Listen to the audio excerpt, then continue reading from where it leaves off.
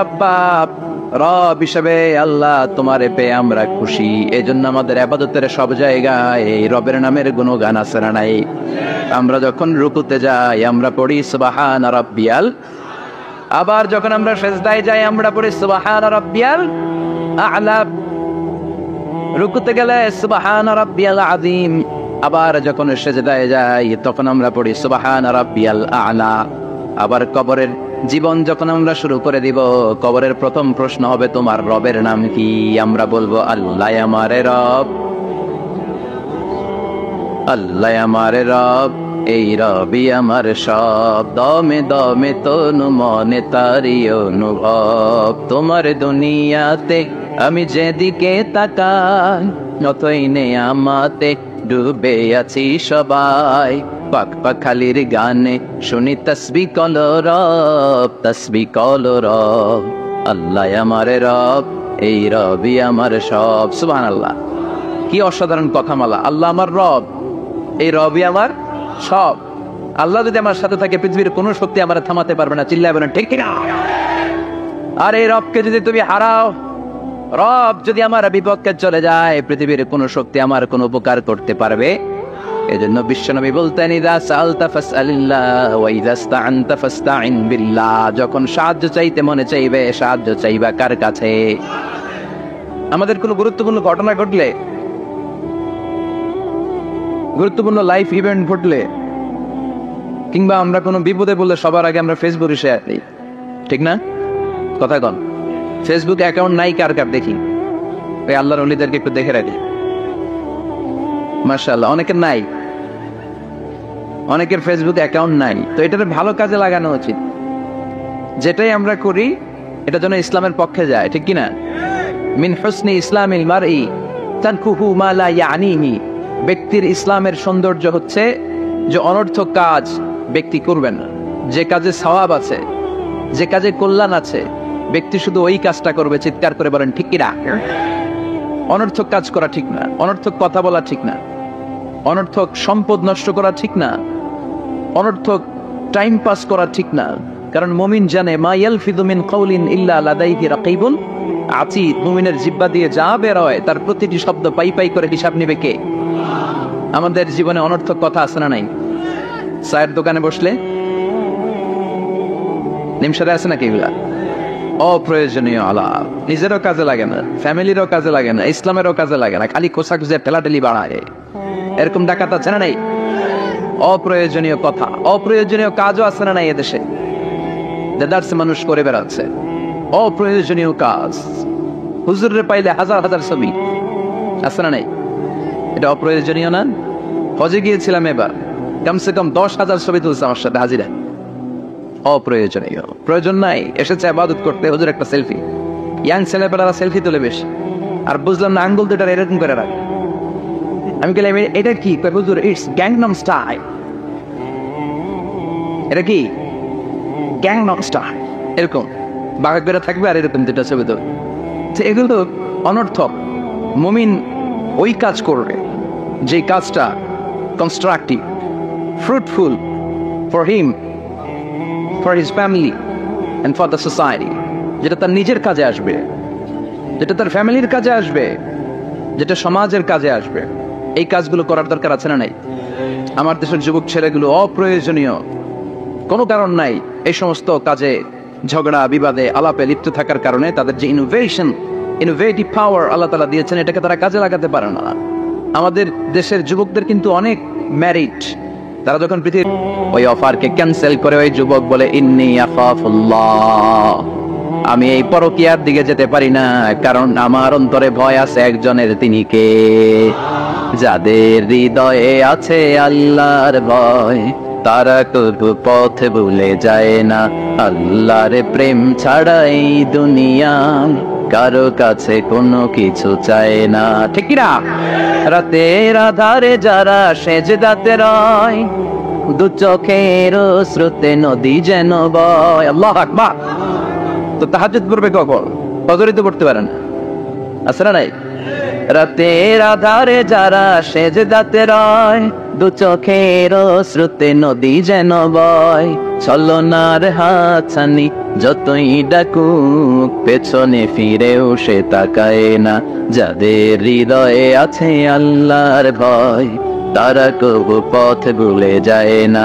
আল্লাহর প্রেম ছাড়াই দুনিয়ায় কারো কাছে কোনো কিছু চায় না। চিল্লায় বলেন ঠিক কিনা? তার মানে প্রথম হচ্ছে এক যুবক, যেই যুবক তার যৌবন কালের সময়টা আল্লাহর ইবাদতে কাটায়। দ্বিতীয় হলো এমন যুবক পরকীয়ার অফার পেয়ে সে বলে আমি ভয়ে পাই একজনকে, তিনি কে? এজন্য যুবক, তোমার অন্তর আল্লাহর ভয় থাকতে হবে। তোমার সময়টা এমনি কাটানো যাবে না, ইবাদতে কাটাতে হবে, ঠিক কিনা? এজন্য আমরা নামাজের পরে বলি রাদিতু বিল্লাহি রাব্বা, আল্লাহকে রব হিসেবে পেয়ে আমরা খুশি। তারপরে বলি অবিল ইসলামি দীনা, ইসলামকেও দিন হিসেবে পেয়ে আমরা খুশি না বেজার? কথা কন, খুশি না? আপনি খুশি হইলে আপনার লাভ, খুশি না হইলে আপনার লস। ইসলামের বিজয়কে সমুন্নত করবে কে? ইসলামের পতাকা পত করে হোয়াইট হাউসের উপরও একদিন ঝুলবে। চিল্লায় বলেন ঠিক কিনা?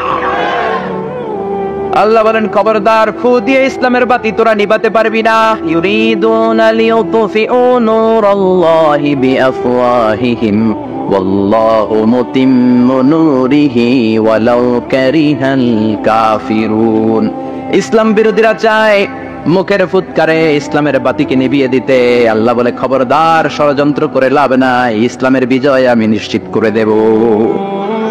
স্যামুয়েল হ্যান্টিংটন একটা বই লিখেছে, দ্য ক্লাশেস অফ সিভিলাইজেশন।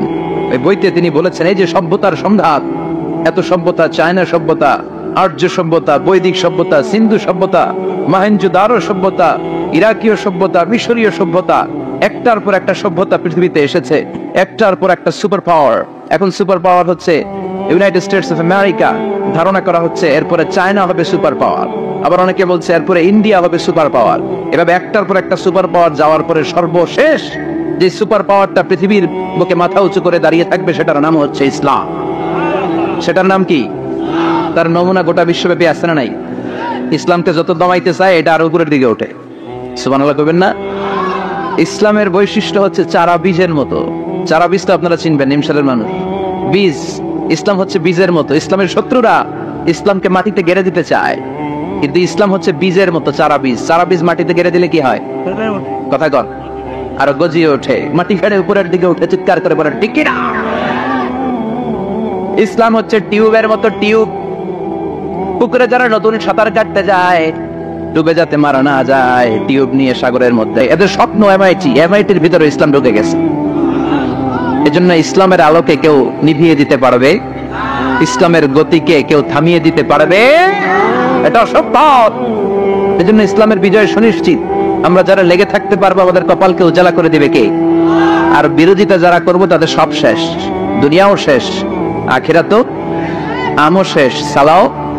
এজন্য আমরা বলি রাদিতু বিল্লাহি রাব্বা, আল্লাহ তোমার রব হিসেবে পেয়ে আমরা বড্ড খুশি। ওয়াবিল ইসলামি দীনা, ইসলামকে ধর্ম হিসেবে পেয়ে আমরা খুশি। ওয়াবি মুহাম্মাদিন রাসূলা, বিশ্ব নবীকে রাসূল হিসেবে পেয়েও আমরা খুশি না বেজার? এমন রাসূল, গোটা বিশ্বের শ্রেষ্ঠতম রাসূল, শ্রেষ্ঠতম ব্যক্তিত্ব, যার কাছ থেকে পজিটিভ কোনো জিনিস ছাড়া নেগেটিভ কোনো জিনিস প্রকাশিত হয় নাই। সব ইতিবাচক, always come back positive, not go back negative.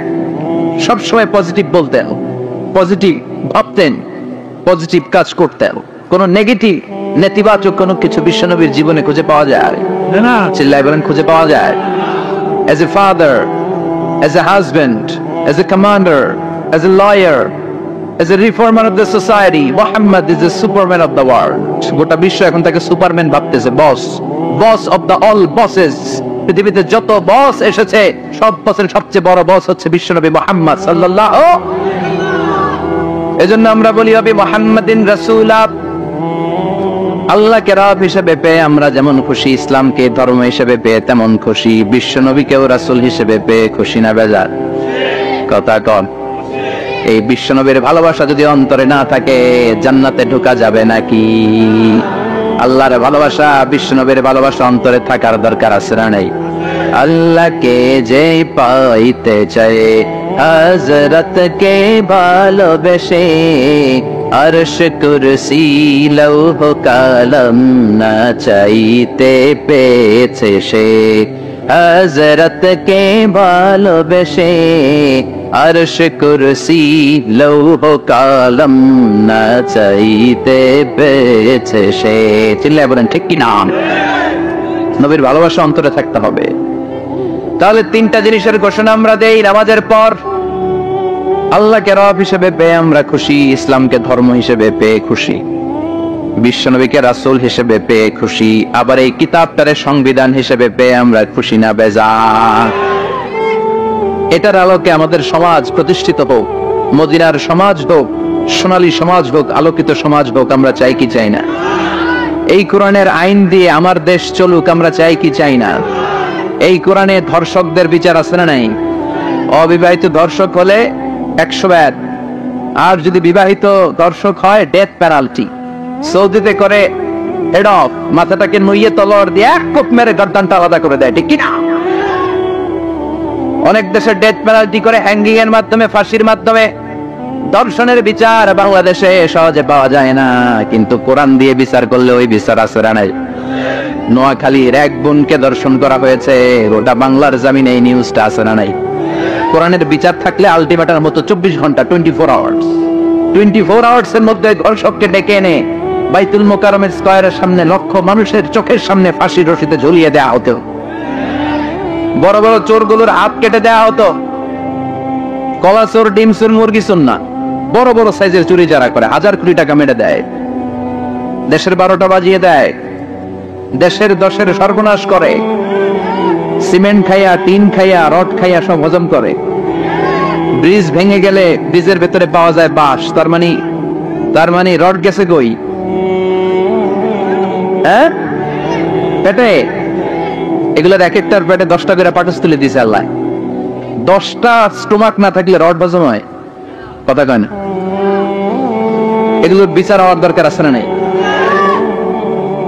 কোরআনের রাজ যদি কায়েম হয় এই সবগুলো বড় বড় চোরের বিচার হবে লাইভ ব্রডকাস্টিং হবে টিভিতে আমরা সবাই দেখবো কেমন করে তাদের হাত কাটা হয় ওই সমাজ আমাদের দেশে চালু হোক আমরা চাই কি চাই না তাহলে সোজা সাপটা হিসাব এই 4টা জিনিসের বিরুদ্ধে কেউ অবস্থান নিলে তাদের বিরুদ্ধে আমাদের অবস্থান যেরকম ঠিক কিনা আর এই 4টা জিনিসের পক্ষে যারা কথা বলবে তাদের জন্য আমাদের অন্তরে দোয়া আছে না নাই এক হচ্ছে আমার রব 2 হলো আমার ইসলাম 3 হলো আমার প্যারা নবী 4 হলো আমাদের আল্লাহর দেয়া সংবিধান কোরআন এই 4টা জিনিসের বিরুদ্ধে কথা বললে খবর আছে না নাই এই 4টা জিনিসের বিরুদ্ধে কথা বলা হবে মুসলমানদের দেশে এই 4টা জিনিসকে কটূক্তি করা হবে অপমান করা হবে আর এর বিরুদ্ধে প্রতিবাদ আসবে না মুমিন চুপ করে বসে থাকবে সেটা মুমিন নয় সেটা মুনাফিক চিল্লায় বলেন ঠিক কি না এজন্য এই 4টা জিনিসের বিরুদ্ধে কথা বললে প্রতিবাদের ঝড় তোলার দরকার আছে না নাই রাজি আছে মুসলমান এই 4টা জিনিসের জন্য ভালোবাসা আমাদের অন্তরে তুমি স্থান করে দাও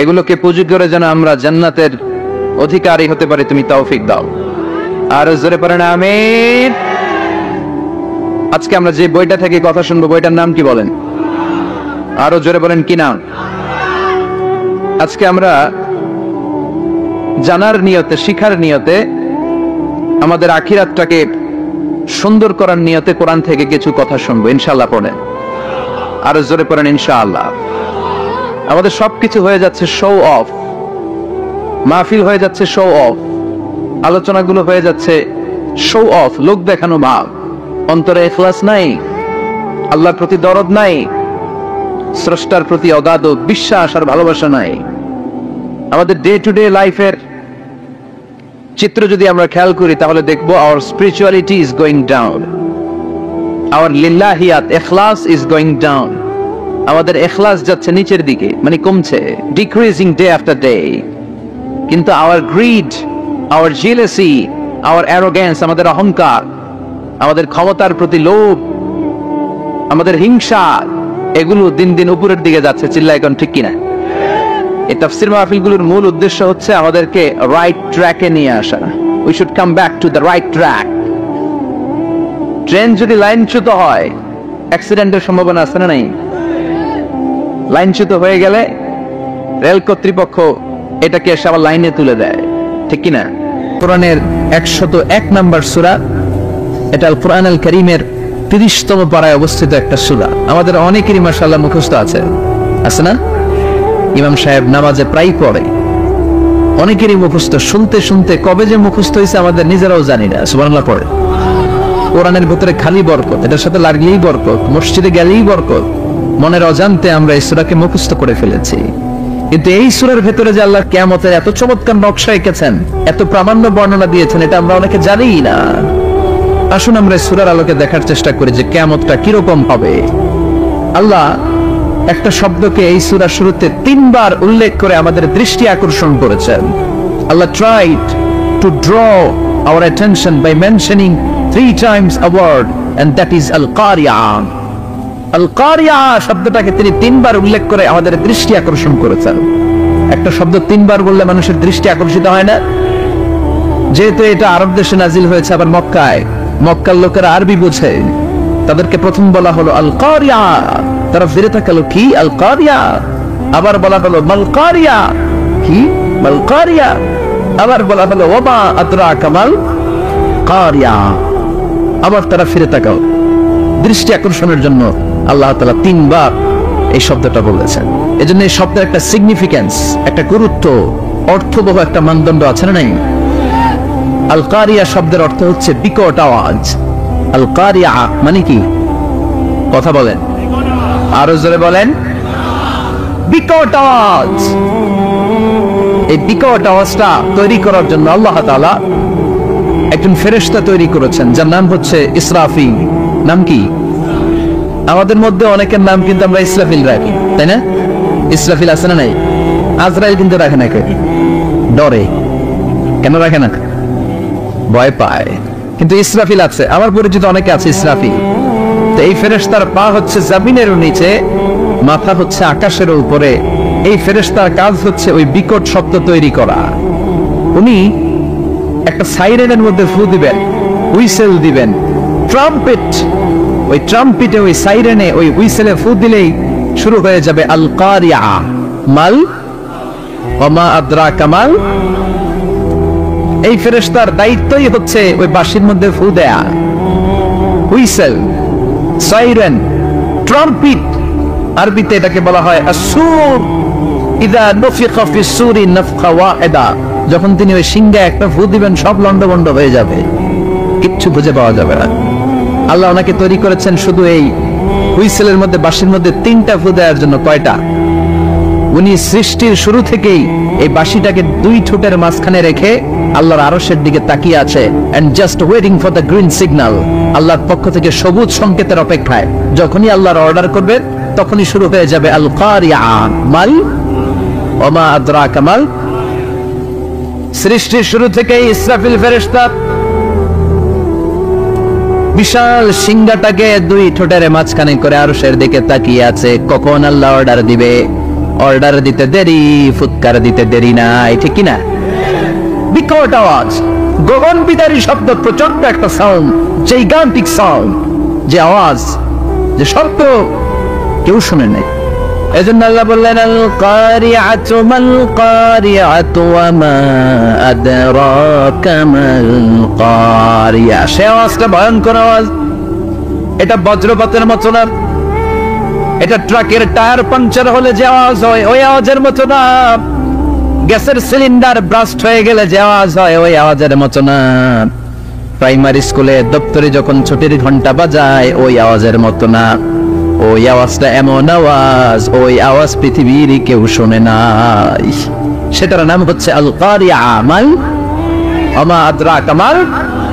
বিকট আওয়াজ, বিকট ভয়ঙ্কর ট্রাম্পেট। এই সাইরেনে ফু দেয়া হবে, প্রথম ফু দেওয়ার সাথে সাথে লন্ডভন্ড হয়ে যাবে। এই ইসরাফিলকে তৈরি করা হয়েছে শুধুমাত্র কেবলমাত্র 3টা ফু দেওয়ার জন্য। চিল্লায় বলতে হবে কয়টা? এই ফেরেশতার আর কোনো কাজ নাই। তার আর কোনো কাজ আছে?